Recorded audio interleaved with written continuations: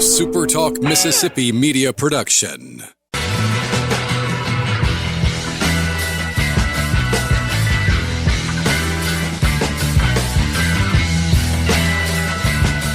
What's up? Welcome in, everybody, on this Tuesday edition of the podcast. My name is Michael Borky. I'm always glad that you are with me. Tonight, we're talking some offseason rankings. ESPN ranked the offseason performances of every team in the SEC. Ole Miss got a good grade from ESPN, a kind of a 30,000-foot view of what the program did this offseason. Going to there's some good, there's some things that I think are accurate, and then there's some I think that are a little less accurate. So we'll go through that and then read your comments on this edition of the show. I'm so glad that you guys are here. No midweek baseball. It is finals week, so Ole Miss is not having a midweek game tonight, so we're not having to wait on anything. I am curious if next week's game is going to happen. You are seeing cancellations all across the country with RPI bombs and the like. Regional projections came out today, as we talked about on Sunday. Not surprised at all that Ole Miss fell out of the hosting, on the wrong side of the hosting bubble, if you will. Now, it's obvious that if they take care of business over the next 2 weeks, like everybody has said, they'll host. But anything short of 16-14, I don't think that they will have enough to do so. So we'll talk more baseball probably on Thursday, depending on what happens between now and then. But right now, let's talk some football because it's May. It's football season, always football season. And I'm glad you guys are here. Don't forget to subscribe wherever you get your podcasts. The month of April, again, guys, I'm truly blown away. I don't know what the hell I was doing last year, to be honest with you.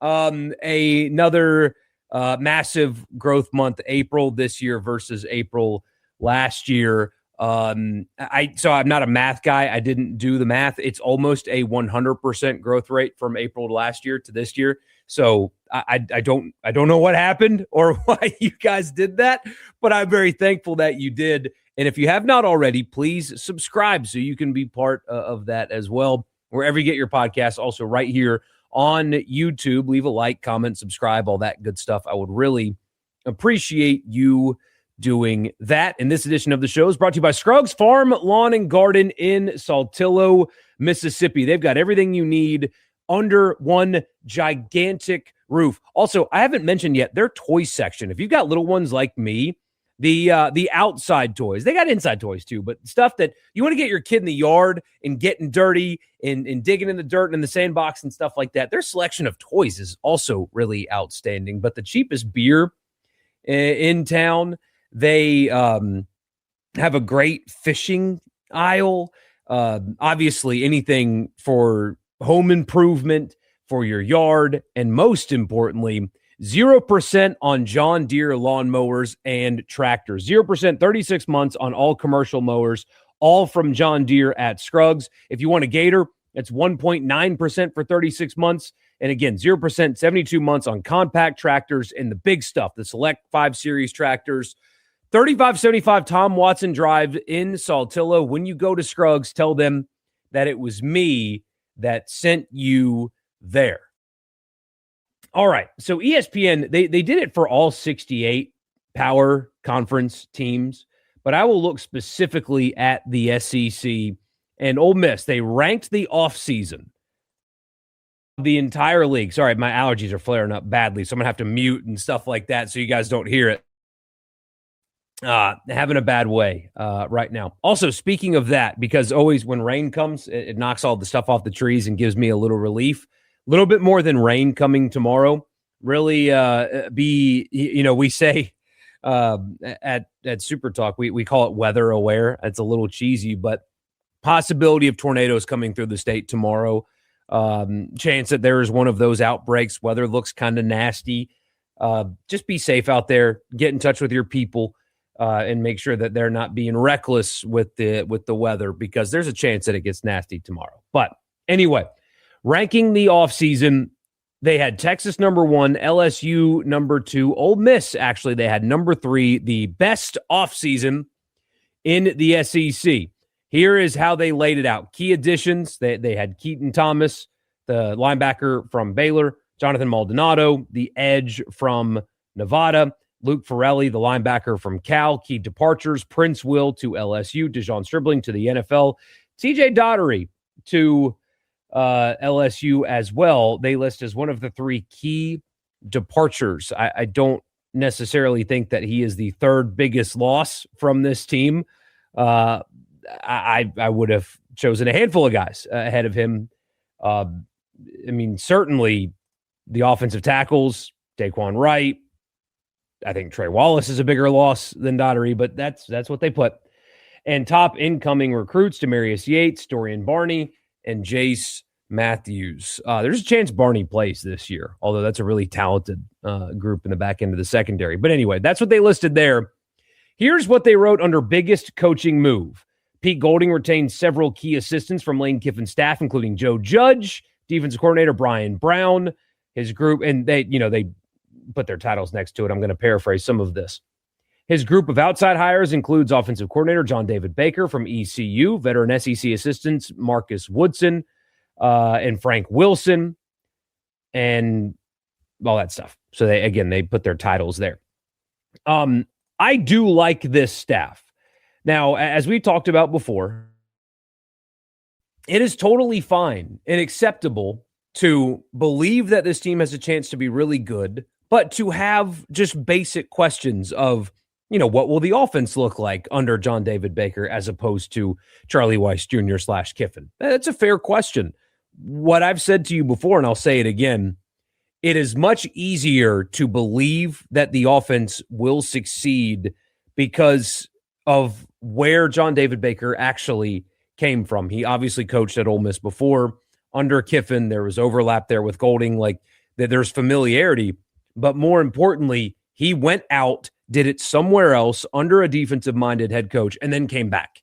If Golding had just promoted John David Baker in the role that he had previously at Ole Miss, and he was still there and just promoted from within, I would be really concerned about the offense. And quite frankly, it wouldn't surprise me if guys may have made the decision to leave because you didn't have what John David Baker was able to come to the table with when he was talking to these players. I would assume anyway, it wasn't in the room, would be, hey, I left here. I took concepts from this offense, and here's the proof on film. When I was at East Carolina, we ran this, and this. And then, hey, I added my own flavor, and it looked like this, and this. And I did it all on my own. And I took lesser players and a lesser quarterback and a lesser running back and lesser wide receivers and put up crazy numbers in a similar offense without any help. Like, this was my show, and now I can do this for you too. That is a much easier sales job, and it's easier to buy into that, knowing that he did go out and do it on his own. Just like there's always been questions about what is Charlie Weiss Jr. without Lane Kiffin, I think he did answer those questions and did a very good job of that. Always made me wonder why he hasn't tried to branch out on his own to get out from that shadow. But the contract that LSU gave him, when you are forcing them to make you the highest paid coordinator no matter what, well, I guess that's your answer. But he went out and did it on his own. So it's a little bit easier to believe in the offense in that way. But Pete's staff is good. It's experienced. You've got multiple former head coaches on it. The aforementioned Joe Judge, Frank Wilson's been a head coach. Marcus Woodson's been around forever. Even the support staff has former head coaches on it. It's a really, really solid staff with a nice blend of guys that have familiarity with Ole Miss and with him, and then guys that don't. One of the knocks on Hugh Freeze, and it was justified, was his inability to hire staff outside of the little bubble that he had. He wasn't able to make outside hires, or good ones anyway. Didn't have that many coaching connections. I think this staff that Golding has put together is pretty clear that he's able to do that. But we'll see if they'll work out. They say, what went wrong? Ole Miss lost a lot of talent from a roster that came within a few plays of reaching the national title game last year. Sacks leader Uman Mielen and tackle machine Daugherty. I'll read the whole thing before we get back to it. Breakout freshman receiver Winston Watkins and offensive lineman Devin Harper all followed Kiffin to LSU. With those moves, additional portal exits, and NFL draft departures, the Rebels are down 5 of their top 7 pass catchers from a year ago, including standout Stribling and Harrison Wallace. They also are missing 7 players who started 8+ games on Golding's defense last fall. Baker has big shoes to fill, taking over for Charlie Weiss, who coordinated back-to-back top 10 offenses. All right, again, this is a 30,000-foot view. I've got a few qualms with this. Number one, with this line right here, with those moves, additional portal exits. What portal exits are you talking about?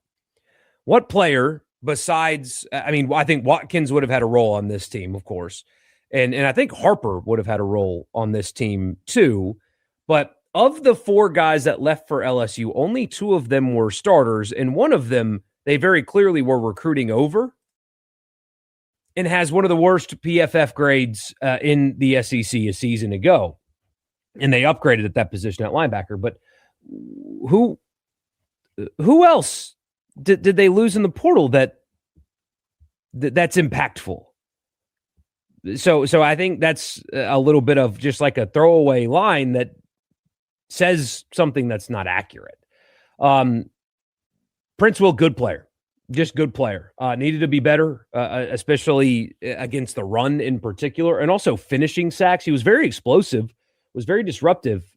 His, 9 sacks? Should have been like 17. So he's got to get a little bit better there, but really good player.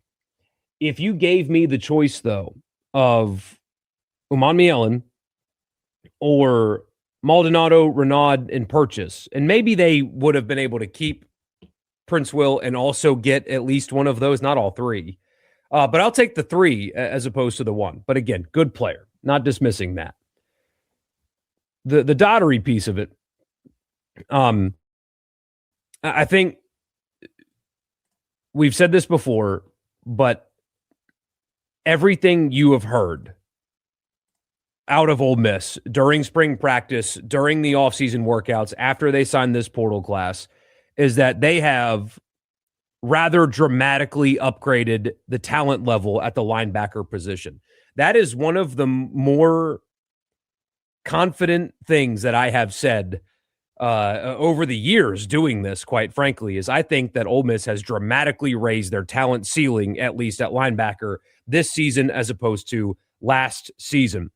They did not have a good linebacker room. I'm not just picking on the one player. They didn't have a good room last season. They clearly have changed their investment, straight up financial investment in that room, and they have gotten much more capable players at that position. We already talk about Keaton Thomas all the time. Somebody described him to me as a football psycho, and they meant that complimentary. He's obsessed with it. He's obsessed with working out. Apparently, everybody around has just absolutely loved his introduction to the program and what he brings. You know about Luke Farrelly already, but Hobson and Butler behind them also. And then, of course, Centarian Perkins now playing a more true linebacker role.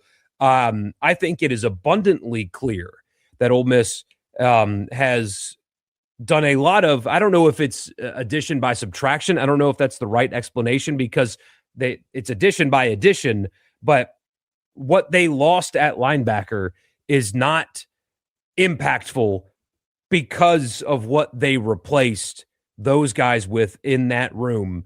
Of all the position groups on that team, they have dramatically improved, like I said a second ago, at linebacker. And I think you are going to see that from week 1 and all season long. They're a lot better there. And so, yes, I know leading tackler, gone somewhere else. That was more of a product of circumstance as opposed to high-level ability, if that makes sense. But overall, I get it. Finally, they say what went right. Trinidad Chambliss returns as one of the SEC's top quarterbacks following his February courtroom victory, and the Rebels added a potential successor in Deuce Knight. Despite some high-profile departures, the Rebels were still broadly successful on the retention front. Kejuan Lacey, Bryson Sanders, Will Eccles, and Centarian Perkins are all back, And few programs retooled on defense more aggressively than the Rebels. Maldonado, who logged 5 sacks at Nevada last fall, is one of 5 defensive line additions. Farrelly and Thomas joined Perkins to form one of the SEC's more formidable linebacker core. They did get that right. I'm glad that they framed that way, because if you're going to talk about the linebacker losses and you don't make that as part of your discussion, then you're just simply doing it wrong. Ole Miss also beefed up the secondary with Jay Crawford, Sharif Denson, Jonel Aguero, and Edwin Joseph. They clearly invested more defensively this year than they did last year.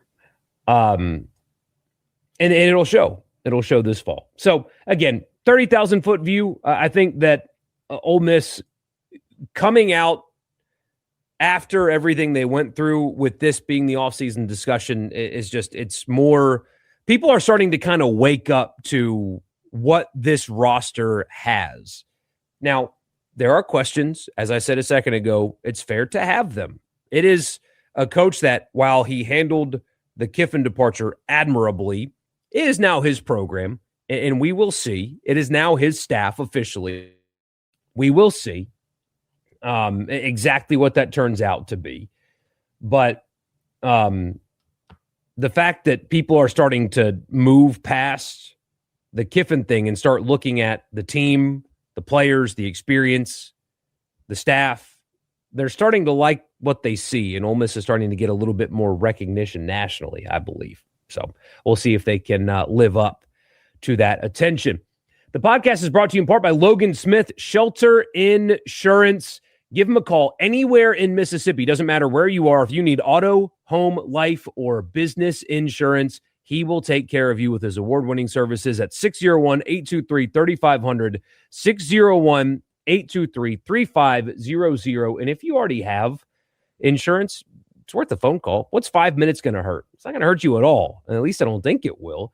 So give him a call. Logan Smith at Shelter Insurance, 601-823-3500. Don't forget to tell him that it was me that sent you to him. Also, Priority One Bank, 16 locations in Mississippi. They make you their priority every day. Local loan servicing and decision-making, a great online banking platform. It is just everything that you need out of your bank. That's why they call themselves Priority One Bank. Switch and bank with me there.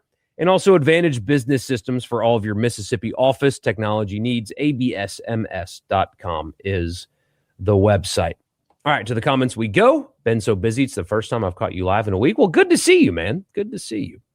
Ole Miss needs to get the midweek canceled next week. Yeah, let's look at the weather, see if they can find a built-in excuse for.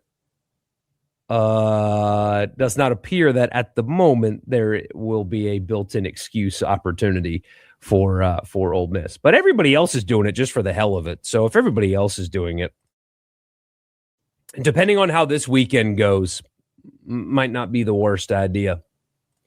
Was listening to Neil and Chase talk about it more, and they're basically right. The current situation kind of shows you how they need talented bodies on the offensive line, particularly at tackle. Yes. Yeah, Neil and Chase, big fans of theirs, of course, as I've told you guys before. Yeah, the offensive tackle position is the one.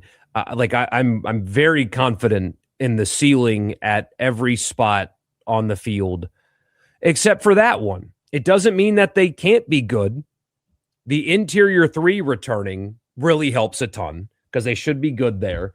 Also, as we've mentioned, they got a running back that's good in pass protection, a quarterback that is elusive and also savvy, gets the ball out quick, so they can alleviate some of the issues there. But yeah, there's not a lot of experience. And there's question marks in a lot of them. Can they be good? They certainly can. But, I mean, and you heard my interview with Bryson Sanders. He likes Terez Davis in particular. That was before they added Kinsler. If I remember that correctly. I think the timing of that works out. But he really likes Terez Davis. I mean, apparently they have full faith in his ability to step right in and take one of those spots and it be a non-issue. But he's got to go do it. And with Kern, he's battled injury and stuff, but he's clearly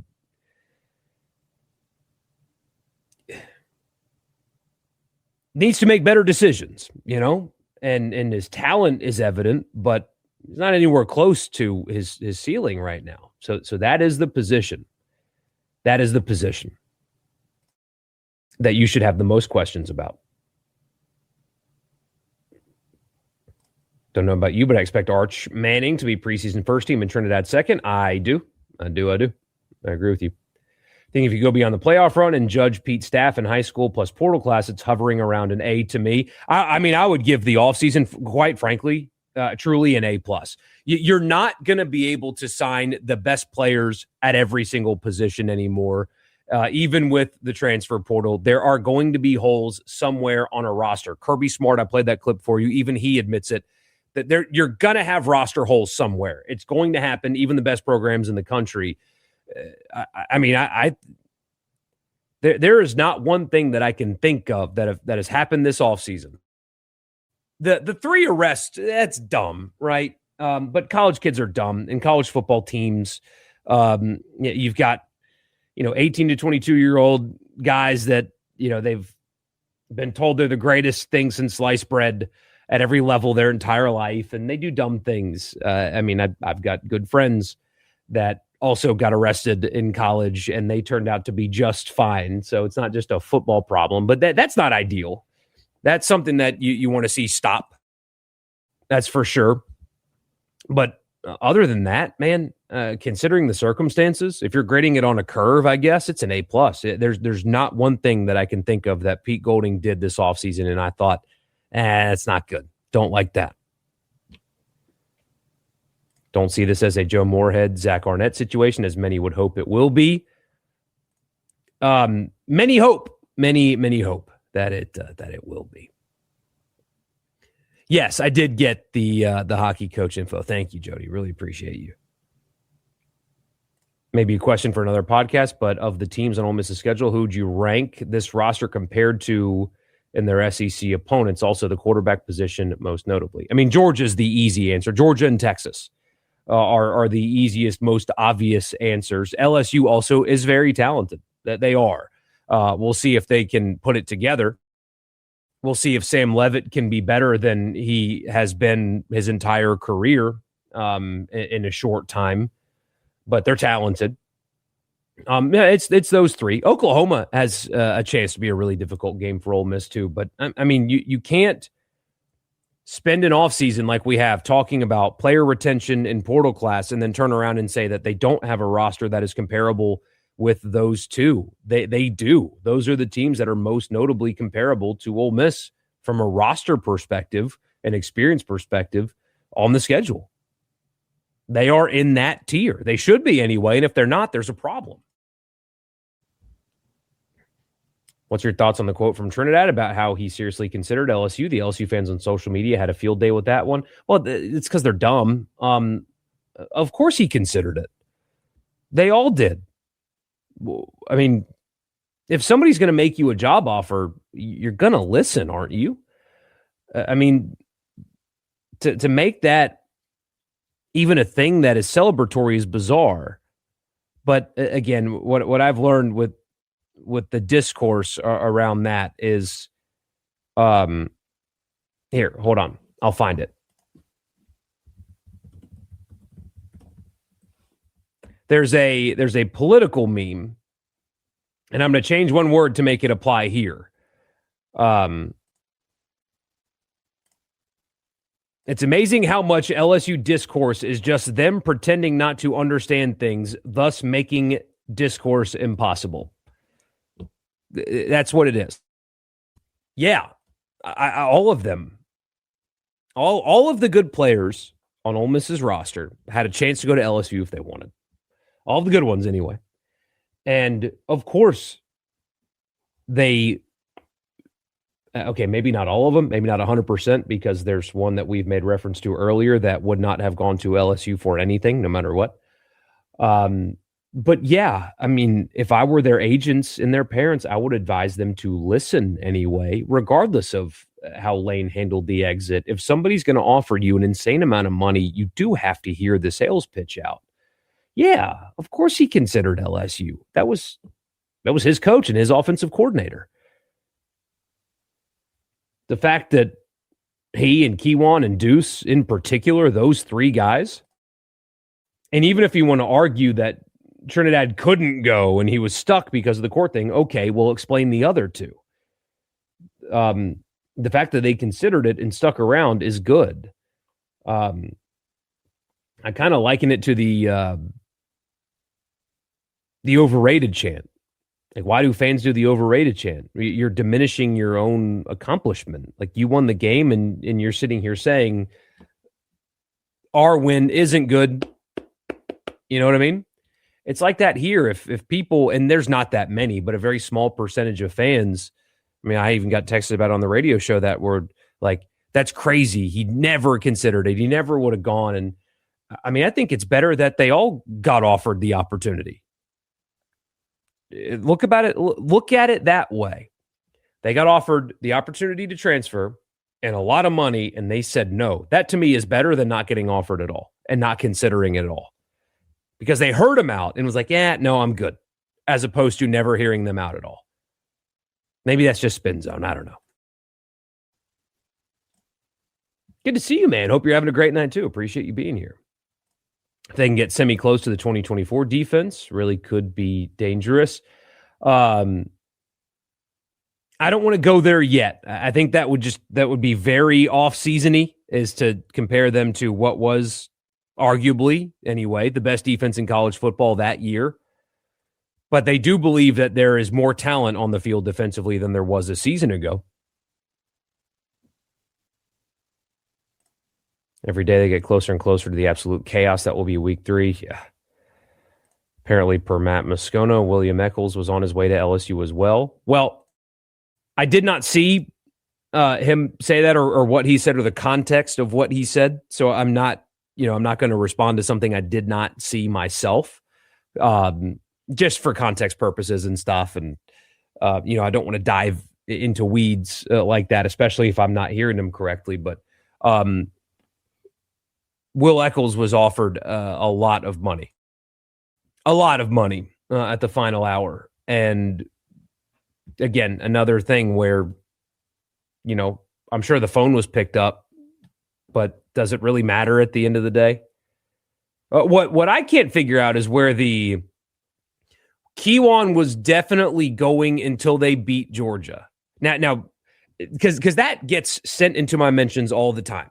And like, I would love to sit down and talk to the actual media person, not the burners or whatever, but I mean like a real media person that started that, because logically that makes absolutely no sense. 0 sense. Kewan was definitely going, agreed to leave. He was going, and then they beat Georgia, and so LSU couldn't wait. That makes no sense. Couldn't wait for what? If you know he's going, guaranteed, without a doubt, it is signed, sealed, delivered, it's over, he's leaving, and he's going, then what can't you wait for? If you know it's done, you can wait for however long you need to. Every program in the country would have waited for however long Kewan needed to decide whether or not to take him. Every program in the country. Logically, those two things don't make any sense. Those are mutually exclusive things. If it is done, over, signed, sealed, delivered, he is leaving no matter what. It doesn't matter if they beat Georgia or not. He's leaving. And you will wait however long you need. But here's the fault in the logic, because it wasn't done or signed, sealed, and delivered and over. It was never that. And so that's the truth, is that I'm sure he was considering it. I'm sure that they thought they had him. Yeah, I mean, you hear the leaked phone call that somebody recorded for some reason where Lane was saying that they had Kewan going with him. But it wasn't done. And until it's done, it's not done. And so speaking in absolutes about something that didn't happen is just, it's void of logic and reason. And so when people even talk about that. It demonstrates a lack of intellect is what it does. Because those are mutually exclusive things. It was done over, but they also couldn't wait. That makes no sense. Wait for what? Spring practice? Don't even engage in that discourse anymore. I've done it. I tried to do it honestly. It makes absolutely no sense at all. None. None. So there you go. Now, you've said in the past that you wish the LSU game was during the day, but I kind of disagree. Know that if I had to travel to Baton Rouge, it would 1,000% be at night. I don't know. I don't think I wish it would be during the day. I think that might be ideal from a security and control perspective, because, I mean, you guys saw it. One clown decided to get what looks like way too drunk and start fights in a student section for a baseball game in April. What do you think that's going to look and feel like for the football game in September? I think it would just be easier to control the agitators during the day, because there are going to be people. 99.999% of people in Oxford that day it's just going to be a football game. They're going to go to the Grove. They're going to have fun. They're going to drink. They're going to go to the game. They're going to scream and yell like hell, and then they're going to go home. And then there's going to be groups of people that will come into town that don't even care about the football game. Really. They don't really care about it. They're going to come into town looking to start stuff. And that happens basically every weekend anyway. You got people coming to town just kind of looking for whatever, right? That weekend is going to be magnified 10 times over. People are going to drive in. They won't even have a place to stay there. They won't have a ticket to the game. They don't care. They're just going to go looking to start stuff so they can record it and post it on TikTok. That is going to happen. And you hope that there's going to be a volume of police and security that will stop those kind of losers from doing that sort of thing. It just might be easier to police that during the day, because what I don't want to happen, full transparency, is that game to become about what happened in Knoxville in 21. Tennessee fans embarrassed themselves that day. And I just hope that doesn't become the story for this game too. People throwing stuff on the field. And at the end of the day, that's exactly what one person wants. Because then you can walk off the field and point and say, see, I was right. See? It's the last thing you want. And so that kind of stuff is easier to control during the day. I mean, I don't know how far they need to take it. I think that it would be ideal, probably a logistical nightmare, but like not serve anything in bottles, for example. Like no bottles in the stadium that day. Everything's in cups. Bottles, when you fill them up, you can throw them a long way. Cups, you really can't. I mean, not that far. Stuff like that. Curious on your position with this LSU game. I think Ole Miss is going to take care of them and win it, although close. I think it will be complete. I think it will completely overwhelm Lane like the Bama games did, or LSU in 24. Yeah, emotional. I'm curious about the emotional component of that. If I were an LSU fan, I'd just be concerned at how early the game is on the schedule. That's a team with a lot of new faces. Levitt, is running around again, and he's got all summer to get ready. But again, I don't know how good he is anyway. It's very early for them. I'd be concerned about that.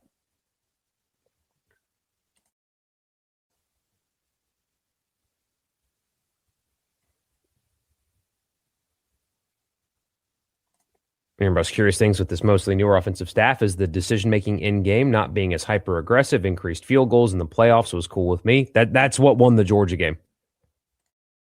You have a world-class kicker. You have a world-class kicker. Let him kick the football. Those two decisions were the difference in winning and losing the Georgia game. Imagine if neither of those drives ended in points. You go for it on fourth down, you don't get it. You get blown out that day.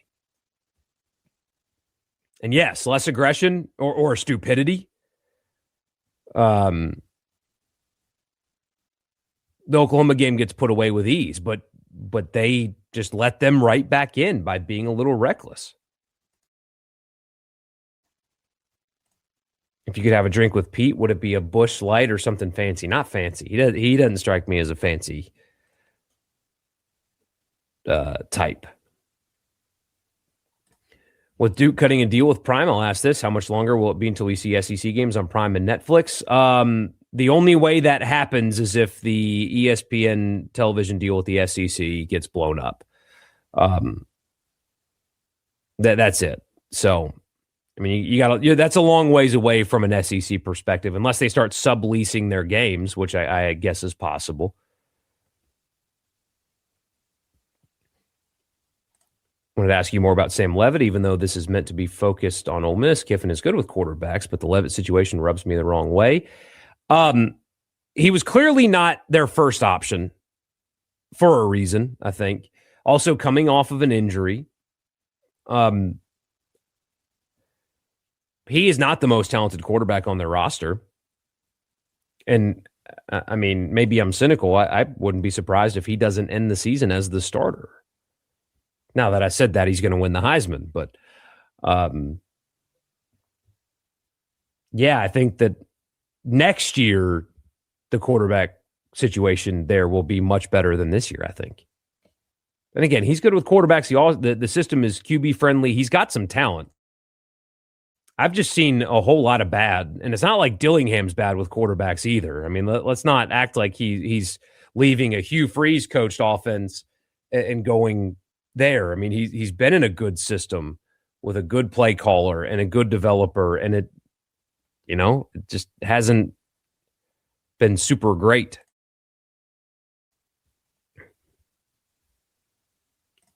I think the discourse of the fan bases and Lane himself would be like if the same situation happened and he left for Florida instead. Would it be the same? Not the same. It would not be the same. A little more distance, a little less intensity in the rivalry. I think Florida's media is a little bit different too. But he would be nonstop trolling and stuff and doing all that. Yeah, absolutely. Florida would be just different too. So would Florida State have been just different. Whatever job it would have been just different. Got to play the hits though. That's what the fans want to hear is the hits, right? That's why they go to an Eagles concert. They want to hear Hotel California, not whatever new music they're working on that nobody's ever heard. So play the hits. It does work. Never forget the 23 Clemson Florida State game. Cade Klubnik in the red zone could give his team a chance, and turnover on downs. Game over. Florida State won. No hate on him, though. Hope he does good in the NFL. Clemson's got a quarterback development issue. They do. Then would him missing the playoffs at a 9-3 record and leaving for Florida change anything? It would be a little less toxic depending on what those 3 losses were, yeah.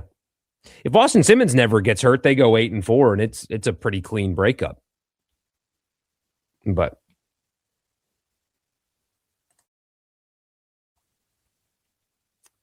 I don't remember if Florida State and Ohio State both had offers to Jackson Dart. I know Florida State tried to get him multiple times. I don't know about Ohio State, though.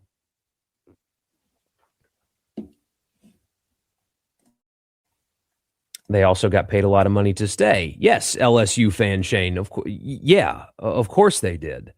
But you're telling me that LSU would not have paid whatever it took to get Keywan if they could have? I mean, come on.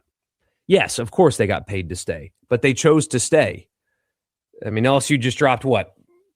$40 to $50 million, maybe 50s on the high end, on their roster. I mean, look at the money that they were throwing around to get players. You think suddenly they just, I don't want Keywan Lacey after all. He's getting paid. No, I got a budget. No, ain't no budget. Well, there was a budget, but not when it came to having to try to get players like that.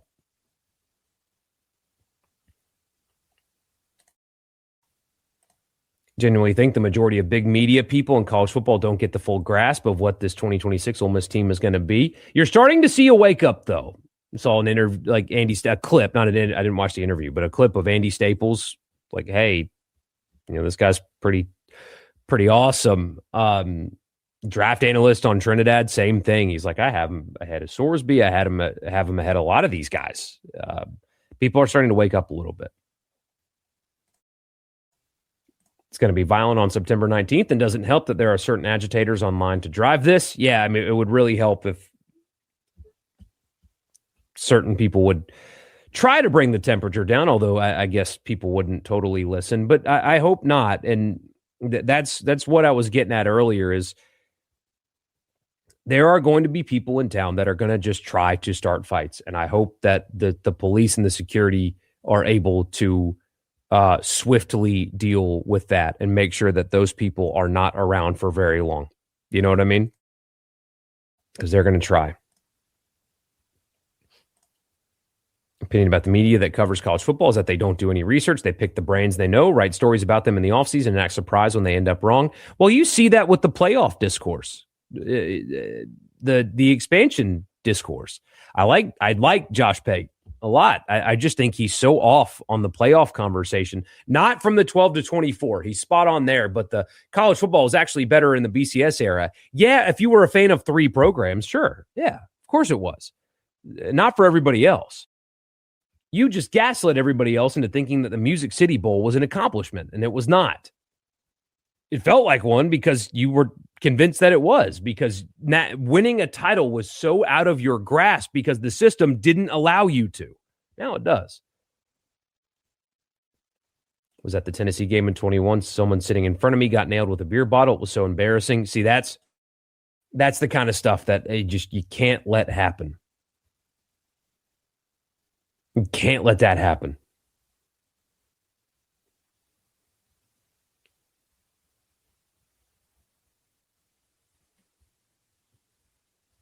I feel like in most alternate universes, John Summerall is the Ole Miss coach. There was a chance that it was. You say, glad it's not Galesh. Could you imagine? He may end up being great. I don't know. It's just, and you don't have to be a salesman. You don't have to win the press conference to win games. He would not inspire confidence out of me. If I were I would not be super confident in the direction of my program after hearing some things. And I don't think in year one they're talented enough anyway. Alpha Shane with the super chat. Thank you, Shane. Really appreciate you, man. Very kind of you. Can honestly say that Shane's an LSU fan for those of you actually listening and not watching here. Can honestly say, glad we didn't get our first portal quarterback choice. Levitt has questions, but still looking better than Sorsby. Yeah, we talked about that on the radio show. Because we do have LSU fans that listen to the radio show. We got 12 stations, one obviously on the coast that covers the entire coast, a lot of LSU fans on the coast. And I was like, you guys, I mean, be lucky, because Sorsby was everybody's first choice. At least it felt like it. And he's not going to be playing football for anybody in 2026. It's a sad deal. It's a really sad deal, but he's, yeah.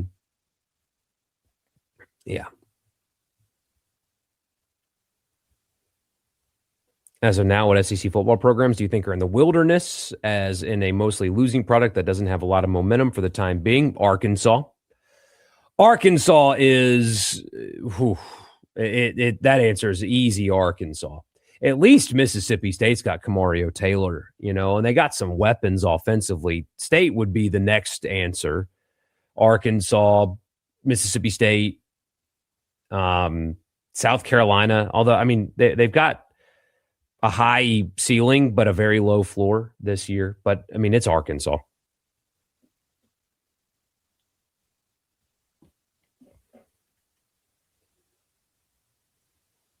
Three SEC football coaches that will be terminated by the end of the 26 season. Terminated, you say? Not that many options. Shane Beamer Shane Beamer will be terminated, I think. Kalen DeBoer just got a new contract. He's out. Drinkwitz is not getting fired. He's out. Auburn, Arkansas, new coaches. Lebby certainly can. I mean, he's on the hot seat.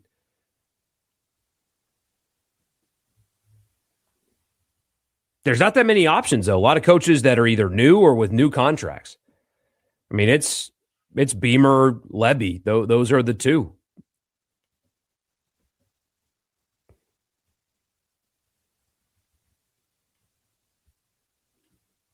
So, anyway. All right, guys, I can't stop sneezing and sniffling, so I'm going to I'm going to get out of here so I stop sniffing into the microphone. Hopefully you guys didn't hear any of those. Forgive me if you did. I'm trying my hardest to have good mic discipline, but it's already almost 10 o'clock, so forgive me if I have not delivered on that. But I really appreciate you guys being here. Heupel, that's another interesting one. Sark at Texas, if they're bad, I just don't think they'll be bad. But, yeah. Definitely those two first before you start getting into Sark and Heupel. But anyway, good stuff, guys. Really appreciate you being here as always. And I'll talk to you again on Thursday. See you then. A SuperTalk Mississippi media production.